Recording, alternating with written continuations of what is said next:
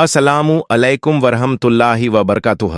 दोस्तों, क्या आपने कभी सोचा है कि दुनिया के सबसे ताकतवर और राजदार शख्सियतों में से एक सऊदी अरब का वली अहद मोहम्मद बिन सलमान रात के अंधेरे में जन्नतुल बकी के कब्रिस्तान में आखिर क्या करने जाता है? क्यों वो बिना किसी सरकारी ऐलान के चुपचाप वहां पहुंचता है? और जब एक गोरखन ने इस राज से पर्दा उठाने की कोशिश की तो उसके साथ क्या हुआ? ये महज कोई कहानी नहीं, ये है एक ऐसा वाकया जो सोशल मीडिया पर टहलका मचा चुका है। क्या वाकई वहां कोई खुफिया तहखाना था?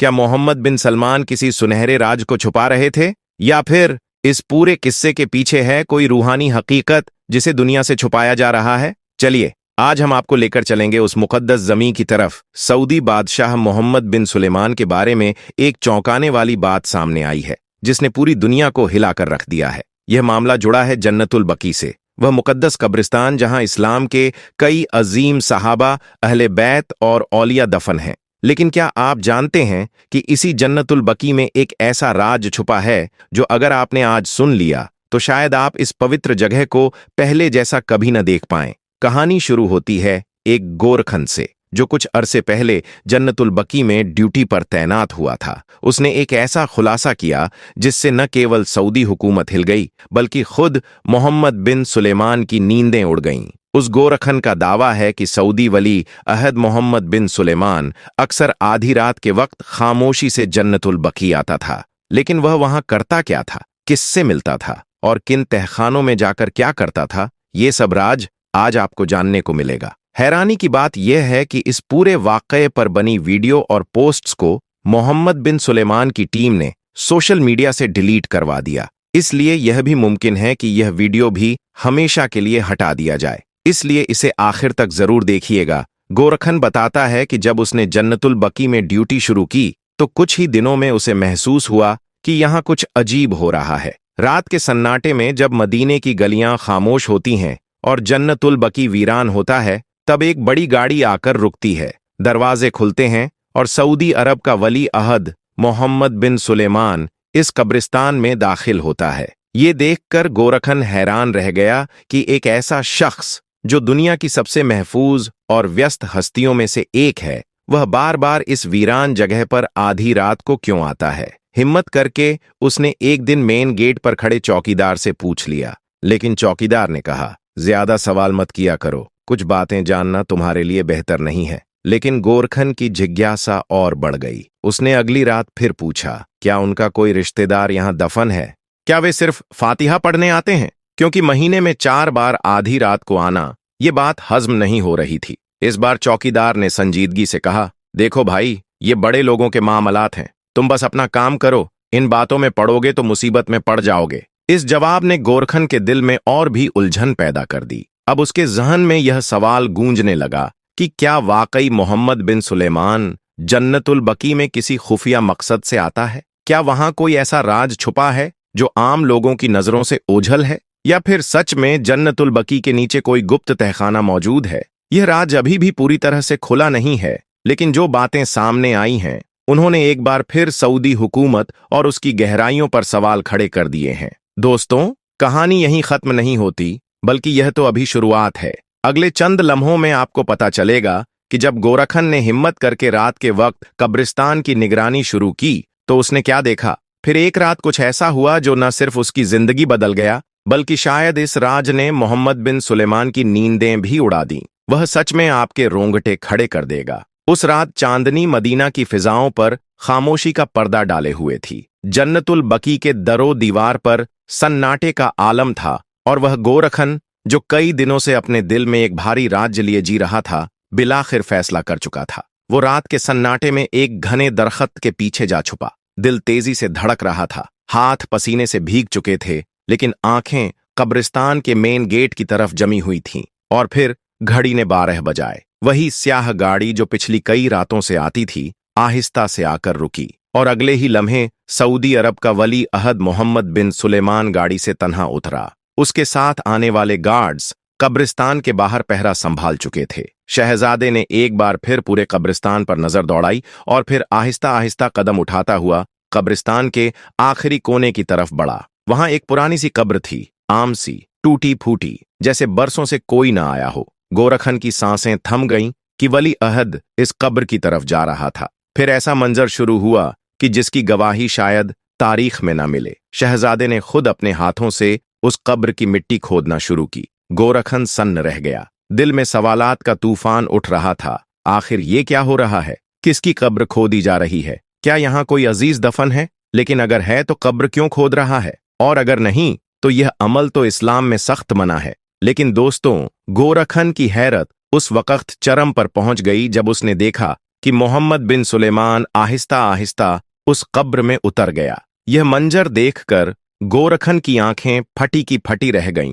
आखिर एक जिंदा इंसान, और वह भी एक मुल्क का बादशाह, कब्र में क्या करने जा रहा है? आखिर नीचे क्या है? गोरखन इस मंजर में गुम था कि अचानक उसे ऐसा महसूस हुआ जैसे पीछे कोई खड़ा हो। बदहवासी में उसका बदन कांपने लगा, सांसें रुकने लगीं। उसे लगा शायद किसी चौकीदार ने देख लिया है और अब उसका वही हश्र होगा जो पिछले गोरखन का हुआ था। हाँ, वही गोरखन जिसने एक बार रात को छुपकर देखने की कोशिश की थी और अगले दिन उसकी लाश मिली थी सर कटा हुआ, ताकि दूसरों को इब्रत हो। गोरखन पसीने में भीगा हुआ था और मौत को करीब महसूस कर रहा था। लेकिन जैसे ही उसने देखा, पीछे एक बिल्ली थी, सिर्फ एक बिल्ली। सांसें बहाल हुईं, लेकिन दिल अभी भी कब्र में उतरे शहजादे पर अटका था। चंद लम्हे गुजरे और फिर शहजादा वापस कब्र से निकला। उसके चेहरे पर सुकून था, जैसे कुछ खास करके आया हो। उसने कपड़ों से मिट्टी झाड़ी और एक बार फिर इधर उधर नजर दौड़ाई। गोरखन हैरान था कि बगैर ऑक्सीजन के इतनी देर कब्र के अंदर रहने के बावजूद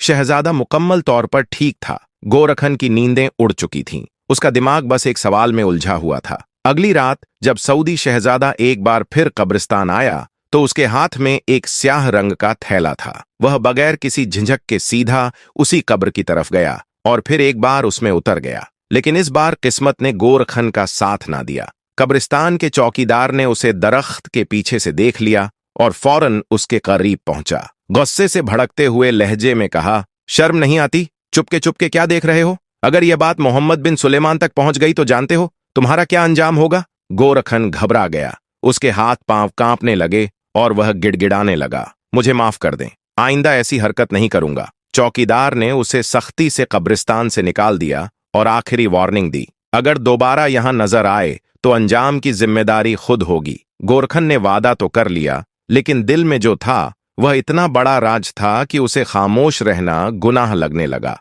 वह सीधा करीबी पुलिस स्टेशन गया और वहां तमाम तफसीलात बता दी। लेकिन पुलिस अफसर ने सुनकर कहकहा लगाया और कहा, यह तो पागल हो चुका है, बहकी बहकी बातें कर रहा है। सऊदी शहजादे पर इल्जाम? होश में हो? गोरखन इल्तजा करता रहा कि एक बार कब्र को खोद कर देख लिया जाए। अगर मेरी बात गलत साबित हो तो मेरा सर कलम कर देना। लेकिन किसी ने उसकी ना सुनी, सिवाय एक सहाफी के जो उस वक्त थाने में मौजूद था। वह सहाफी जज्बात से लरजते हुए बोला, इस्लाम में इंसाफ सबके लिए बराबर है, चाहे बादशाह हो या गुलाम। नबी करीम सल्लल्लाहु अलैहि वसल्लम ने फरमाया था कि अगर मेरी बेटी फातिमा भी चोरी करे तो मैं उसका भी हाथ काट दूंगा। तो फिर क्यों ना उस खबर की तफ्तीश हो? पुलिस ने उसकी बात को हवा में उड़ा दिया, लेकिन वह सहाफी चुप न बैठा और यह सारा वाकया सोशल मीडिया पर अपलोड कर दिया। और फिर टहलका मच गया। तहकीक हुई तो इंकशाफ हुआ कि वह कब्र दरअसल एक खुफिया तहखाना थी। उसके अंदर ऑक्सीजन के सिलेंडर रखे हुए थे